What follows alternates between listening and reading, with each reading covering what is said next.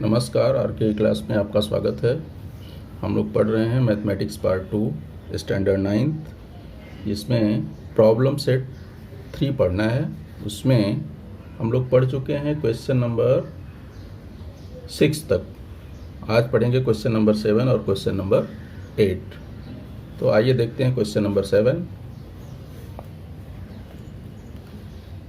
देखिए यहाँ पे क्वेश्चन नंबर 7 दिया है। In figure segment PT is the bisector of QPR. Segment PT जो है एंगल क्यूपीआर का बाइसेक्टर है और लाइन थ्रू आर इंटरसेक्ट रे क्यूपी एट पॉइंट एस। एक लाइन खींची गई है जो कि क्यू एस को एस पर जो है क्यूपी को एस पर इंटरसेक्ट कर रही है, प्रतिच्छेद करती है। तो प्रूव करना है P S is equal to P R. अभी यहाँ पे देखिए, इसको पैरेलल देना चाहिए, पैरेलल दिया नहीं है। ये सिर्फ कह दिया है कि through R intersect ray O P at point S. ऐसा ये कह रहा है कि यहाँ से कोई लाइन खींची गई है जो क्यूपी को एस पर प्रतिच्छेदित कर रही है, इंटरसेक्ट कर रही है, बट ये है पैरेलल, दिया नहीं है। तो इसको कंस्ट्रक्शन में हम दिखा देंगे कि P T is parallel to S R. ठीक है, आइए इसको प्रूव कर लेते हैं। जैसा गिवन दिया गिवन लिखेंगे, इसके बाद टू प्रूव लिख करके प्रूव कर लेंगे। फिगर ड्रा कर लिया है एज इट इज, जैसा पिक्चर में दिया था वहाँ पर टेक्स्ट बुक में, और गिवन जो वहाँ पे दिया वही हमने लिख लिया। सेक P T is the bisector of Q P R. क्या प्रूव करना वो लिखा। ड्रा सेगमेंट, ये पैरेलल वहाँ पे नहीं दिया था, इसलिए हमने इसको पैरेलल शो कर लिया। अब आइए प्रूव कर लेते हैं। अब हमको दिखाना है क्या, P S is equal to P are.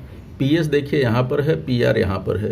ये एक ही ट्रेंगल्स की 2 साइड्स हैं, और किसी एक ही ट्रेंगल्स की 2 साइड कॉन्ग्रुएंट तब होंगी जब उनकी अपोजिट एंगल कॉन्ग्रुएंट हो। यानी अपने को प्रूव करना पड़ेगा ये angle is equal to this angle के। अगर ये दोनों एंगल जो है कॉन्ग्रुएंट हो जाते हैं तो ये साइड हो जाएगी। अब देखिए कॉन्ग्रुएंट होगा कैसे। पहला ये गिवन है, ये एंगल इज इक्वल टू इस एंगल के है, और ये दोनों अगर पैरेलल हमने कंस्ट्रक्शन से लिया तो ये एंगल जो है, ये वाला इसके इक्वल हो जाएगा। क्यों? क्योंकि ये अल्टरनेट एंगल बन जाएगा अगर इसको ट्रांसवर्सल लेते हैं, और ट्रांसवर्सल अगर इसको लेते हैं तो ये वाला जो है कॉन्ग्रुएंट हो जाएगा इसके, क्योंकि करस्पॉन्डिंग एंगल है। तो अब अगर तीनों कंडीशंस को देखते हैं तो ये देखिए, ये बराबर है इसके और ये बराबर है इसके, जबकि ये दोनों आपस में बराबर हैं, तो हमको ये दोनों इक्वल मिल जाएगा। ठीक है, इस तरह से जब ये दोनों इक्वल हो गए तो ये हमारा इक्वल हो जाएगा। आइसोसेलेस ट्रायंगल का कन्वर्स लगा देंगे। ठीक है, तो आइए सबसे पहले इस ट्रायंगल में आ जाते हैं। In triangle P Q R, या डायरेक्ट लिखेंगे सेक पी टी। यहाँ पर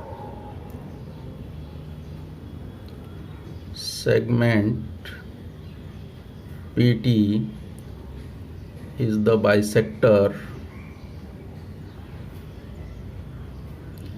of angle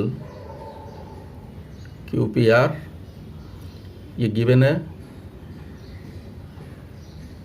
देयरफॉर हमको मिलेगा क्या, ये angle is equal to this angle के। Angle QPT is equal to या कॉन्ग्रुएंट, जो भी लिखिए, angle T P R R P T, कैसा भी लिख सकते हैं, एंगल टी पी आर के। क्यों? बाइसेक्टर की वजह से। ये तो यहाँ पे इसका रीजन दिया है, इसी की वजह से आ रहा है, तो ये रीजन देने की जरूरत नहीं है। डायरेक्ट डाल देते हैं इसका पॉइंट 1। पॉइंट तो इधर डाला हुआ है तो कोई बात नहीं है। इसको ये चाहे तो इसको फ्रॉम 1 से लिख सकते हैं, क्योंकि इसी का ये मीनिंग है। अब आ जाते हैं नेक्स्ट। ये देखिए, ये लाइन पैरेलल टू इस लाइन, हमने कंस्ट्रक्शन किया जैसा कि हमने पहले बताया, इसको कंस्ट्रक्शन के रूप में लिख लेते हैं। तो यहाँ पे हो जाएगा segment P T is parallel to segment कौन सा, S R, and their transversal, and कौन सा यहाँ पर, Q S. QS is their transversal,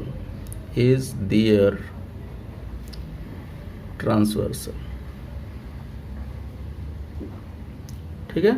ये कहाँ से मिला, कंस्ट्रक्शन हमने किया था ये वाला, तो यहाँ पे हो जाएगा कंस्ट्रक्शन।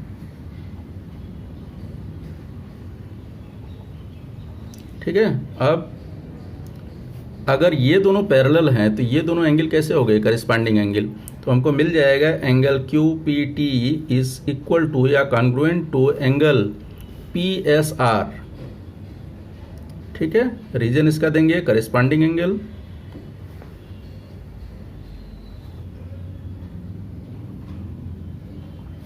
ये करिस्पॉन्डिंग एंगल्स हैं। इसके बाद आ जाते हैं नेक्स्ट पॉइंट में, और फिर से यही पैरेलल लेंगे, लेकिन इस बार ट्रांसवर्सल इसको ले लेते हैं। तो ये हो जाएगा segment PT parallel to segment SR and PR is their transversal. PR is their transversal.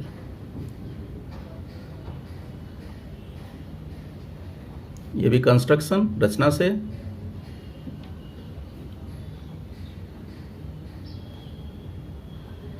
ठीक है, मतलब अभी इसको समांतर लिया और उसकी तिर्यक रेखा हो गई PR। पहले बार हमने समांतर इसको लिया था, तिर्यक रेखा इसको लिया था, ट्रांसवर्सल ये था, अभी ट्रांसवर्सल ये है। तो क्या मिल जाएगा, ये एंगल जो हमने निशान बनाया, जेड की आकृति बन रही है, तो ये अल्टरनेट एंगल हो गए। और हम जानते हैं अल्टरनेट एंगल क्या होते हैं, इक्वल होते हैं।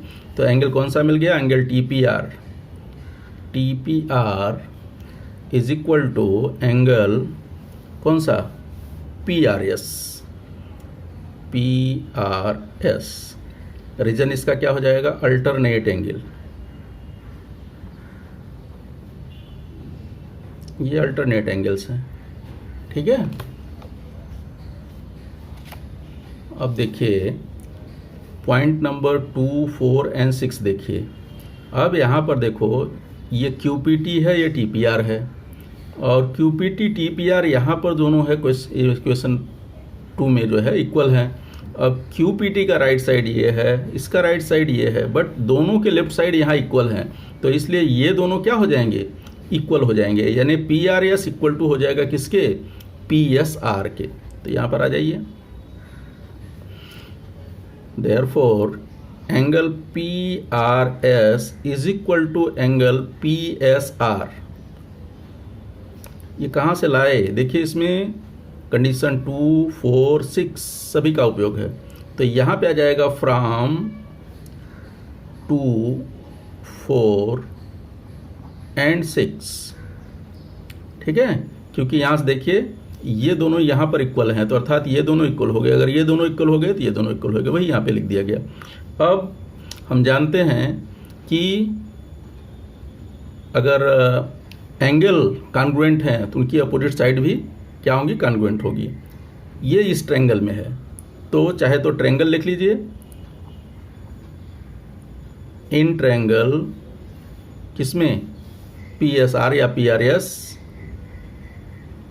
यही चीज़ यहाँ पे लिख लेते हैं, एक लाइन बढ़ जाएगा, कुछ दिक्कत नहीं है। PRS is equal to angle PSR, ये फ्रॉम 7, ये तो यहीं से लिए हैं। हालांकि इसकी ज़रूरत भी नहीं थी, लेकिन ट्रायंगल की वजह से अभी कोई देखेगा इसका अपोजिट तो यहाँ भी आ सकता है, इसके लिए हमने ये ट्रायंगल शो किया। तो इस ट्रायंगल में क्या हो जाएगा अभी कि PSR का अपोजिट, ये देखिए PSR का अपोजिट क्या हो जाएगा, PR, और PRS का अपोजिट PS। तो चूंकि ये दोनों साइड इक्वल हो गए, ये दोनों एंगल इक्वल हो गए, तो इनकी साइड्स भी क्या होगी, अपोजिट इक्वल होगी। पहले कोई भी लिखें उससे कुछ फ़र्क नहीं पड़ता, जो प्रूव करना वही हम पहले लिख लेंगे। तो यहाँ पर हो जाएगा PRS का अपोजिट क्या हो गया, PS is equal to PR, PS का अपोजिट PR। यहाँ पर रीजन इसका देंगे converse of isosceles triangle theorem.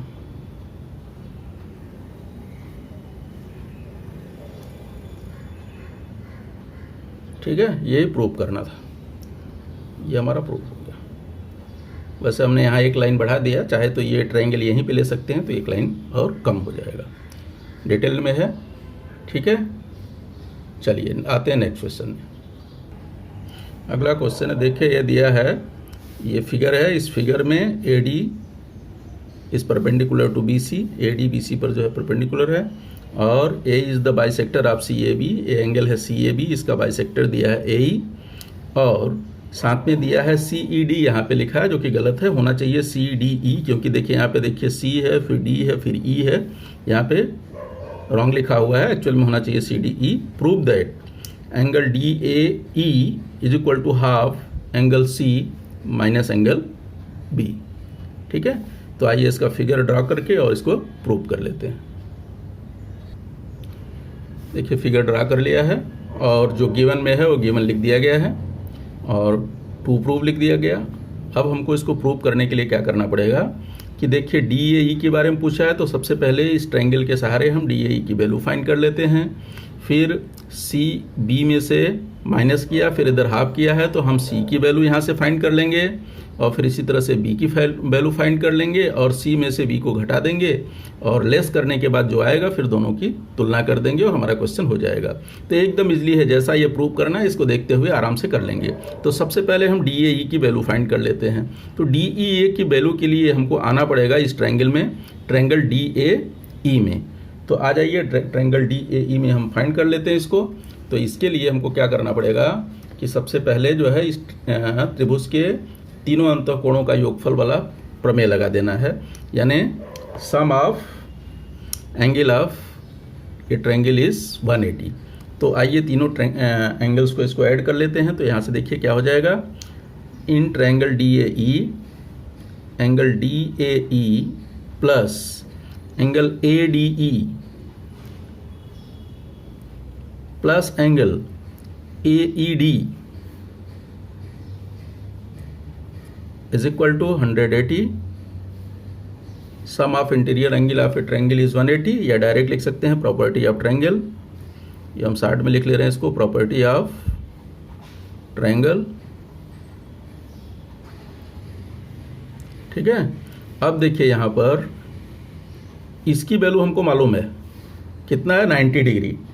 क्यों? क्योंकि ये AD लंब है जो है परपेंडिकुलर है BC पर, तो ये हो जाएगा एंगल DAE प्लस, यहाँ पे हम लिख सकते हैं 90 degree plus angle AED is equal to 180। Reason दे देंगे क्यों ऐसा हमने जो चेंजेस किया, 90 कहाँ से आया, AD is perpendicular to BC, ये गिवन है।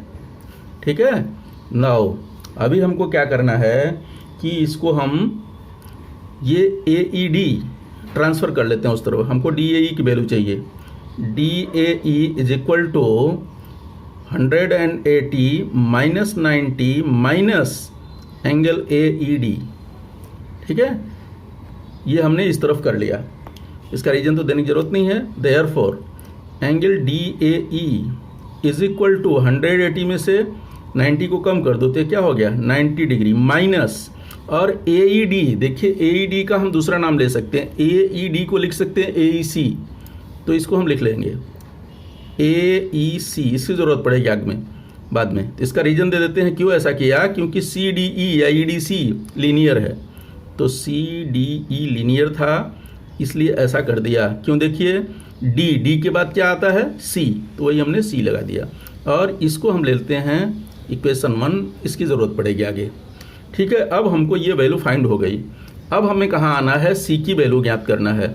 C की वैल्यू ज्ञात करने से पहले हम देखते हैं यहाँ पर दिया है कि AE is the bisector of CAB, तो उसके हिसाब से ये दोनों एंगल देखिए, ये CAE और इधर से BAE या EAB जो भी लिखिए, ये दोनों क्या हो जाएगा, इक्वल हो जाएगा। तो उसको लिख लेते हैं, now segment AE is the bisector of angle CAB, यहाँ पर ऑफ नहीं लिखा गया था, ठीक है, CAB। ठीक है, तो ये क्या है, गिवन है। देयरफॉर हमें क्या मिल जाएगा कि ये angle CAE is equal to angle, इधर से लेंगे तो BAE हो जाएगा, अगर इधर से लेते हैं तो EAB हो जाएगा, तो EAB ही लिख दीजिए, कुछ फर्क नहीं पड़ता। EAB कहाँ से आया, इसकी वजह से। तो ये हो गया कंडीशन 2।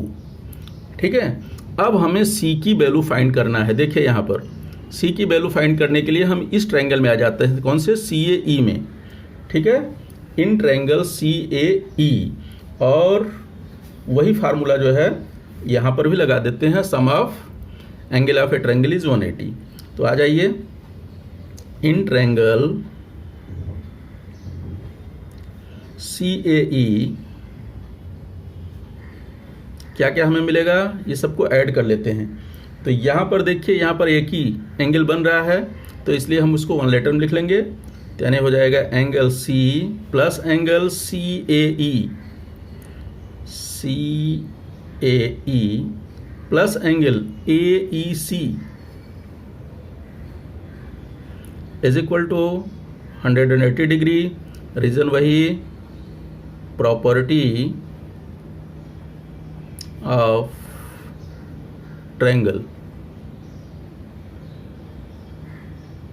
ठीक है, अब देखिए आगे इसके,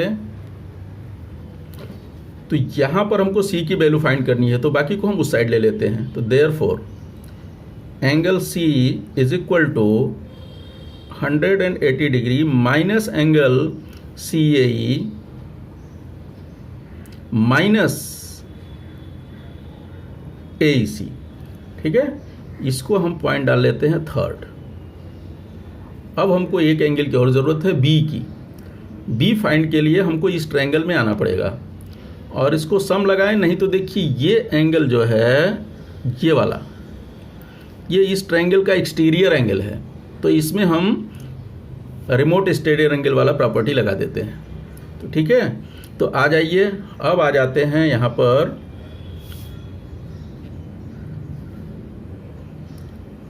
सिंस एंगल AEC, कौन सा angle, AEC, angle AEC is exterior angle, exterior angle of triangle EAB। ठीक है, देयरफॉर अपने को क्या मिल जाएगा, यह एंगल यानी angle AEC is equal to, remote interior angle theorem लगा रहे हैं, तो क्या हो जाएगा, इसको छोड़ करके शेष दोनों एंगल को, यह एंगल प्लस ये एंगल, तो angle EAB, angle EAB plus angle B, यहाँ पे 1 एंगल फॉर्म हो रहा है, इसलिए हम इसको 1 लेटर में लिख ले रहे हैं। ठीक है, ये हो गया। इसका रीजन देंगे, क्या रीजन हो जाएगा, remote interior angle theorem, interior angle theorem. ठीक है, देयरफॉर अभी इसको क्या है, एंगल B की वैल्यू हमको फाइंड करनी है, तो एंगल B को इधर साइड में लिख लेते हैं। अब ये तो यही समझो, ये इस तरफ जाएगा तो इसका साइन जो है माइनस हो जाएगा, यानी angle AEC minus angle EAB। ठीक है, इसको हम ले लेते हैं कंडीशन 4। ठीक है, अब क्या करेंगे, अपने को चाहिए यहाँ पर, पीछे देखिए थोड़ा ऊपर हो गया है, C माइनस B, और C देखिए यहाँ पर हमने निकाला है और B यहाँ पर निकाला है, तो C में से B को जो है लेस कर देंगे, तो वही यहाँ पे कर लेते हैं। अब सब्ट्रैक्ट कर देते हैं किसमें से, 3 में से 4 को। ठीक है, 3 में से 4 को लेस करेंगे तो आ जाएगा B।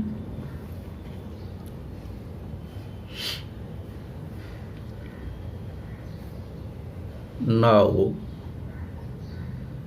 subtracting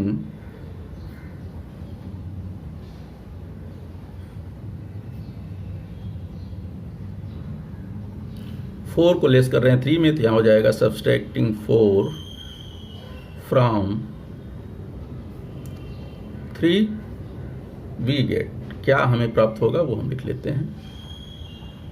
इस आधार पे हमें मिल जाएगा कि C minus B, angle C minus angle B is equal to, C देखिए क्या है यहाँ पर 180 degree minus angle CAE minus angle AEC। अब इसमें से लेस करना है 4 को। 4 देखिए क्या है angle AEC minus angle EAB। ठीक है, अब हमको क्या करना है, इसको ऐसे रहने दीजिए, इधर इसको ब्रैकेट को हटा लेते हैं, या इसलिए लगाना उधर इसलिए लगाते जाइए, कोई मतलब नहीं है। यहाँ पर देखिए 180 degree minus angle CAE minus angle AEC। अब जहां पर भी क्या है माइनस है, माइनस एंगल AEC माइनस का प्लस हो जाएगा यहाँ पे एंगल, क्योंकि माइनस इंटू माइनस प्लस, तो एंगल EAB। ठीक है, ये हो गया। अब यहां पर देखिए ये 2 टाइम्स आ रहा है, ये वाला जो है यहाँ पर 2 टाइम्स आ रहा है, तो ये ऐड हो जाएगा। और ये दोनों देखो सेम है इधर शुरू में यहाँ पर, तो इसकी जगह पे हम वैल्यू को EAB लिख देंगे। ठीक है, इसलिए हो जाएगा 180 डिग्री माइनस CAE की जगह हम यूज कर रहे हैं EAB, एंगल EAB माइनस, ये देखो 2 टाइम्स है, तो यहाँ हो जाएगा 2 times angle AEC plus angle EAB। ठीक है, ये कहाँ से लाया, इसका रीजन दे देंगे फ्रॉम टू। यहाँ पे जो चेंजेस किए हैं उसका रीजन देना जरूरी है, ये हम फ्रॉम टू से चेंजेस किए। ठीक है, अब देखिए ये इससे कैंसिल हो जाएगा, क्या बचा 180 degree minus 2 times angle AEC। ठीक है, अब देखिए यहाँ पर 2 यहाँ पर कॉमन ले सकते हैं, ये क्या हो जाएगा 90 डिग्री माइनस एंगल AEC। ठीक है, अब इस 2 को इस तरफ लाएंगे, तो ये जब 2 इस तरफ आएगा तो क्या हो जाएगा, देयरफॉर हाफ। 2 को अगर इस तरफ लाएंगे तो क्या हो जाएगा हाफ, यहाँ मल्टीप्लाई है तो यहाँ डिवाइड हो जाएगा, तो यहाँ angle C minus angle B is equal to 90 degree minus angle AEC, और ये आपका कंडीशन नंबर हो गया 5। ठीक है, अब देखिए 5 को देखिए और इधर फर्स्ट को देखिए। फर्स्ट पहले देख लीजिए, फर्स्ट क्या है, DAE is equal to 90 minus AEC। ठीक है, और यहाँ पे अगर देखेंगे तो ये हाफ C माइनस B, ये हो जाएगा 90 माइनस AEC। दोनों का राइट जो है सेम है, इसलिए लेफ्ट क्या हो जाएगा, सेम हो जाएगा। तब यहाँ पे मिल जाएगा हमको therefore angle DAE is equal to half angle C minus angle B। ये हमको प्रूव करना था। ठीक है, ये हमारा प्रूव हो गया। और इसके लाए कहाँ से इसे, फ्रॉम 1 and 5। ठीक है, इस तरह से ये क्वेश्चन पूरा हो गया। ध्यान देख लीजिए, थोड़ा लंबा क्वेश्चन है, बड़ा है लेकिन इजी है, बहुत आसान है, बहुत अच्छा क्वेश्चन भी है। ठीक है, इस तरह से ये आपका प्रूव हो गया। जैसा प्रूव करने को कहा सिस्टमेटिकली वैसा करेंगे, पहले DAE ज्ञात करेंगे, फिर C ज्ञात करेंगे, फिर B ज्ञात करेंगे, और इस तरह से जो है ये कंप्लीट हो गया।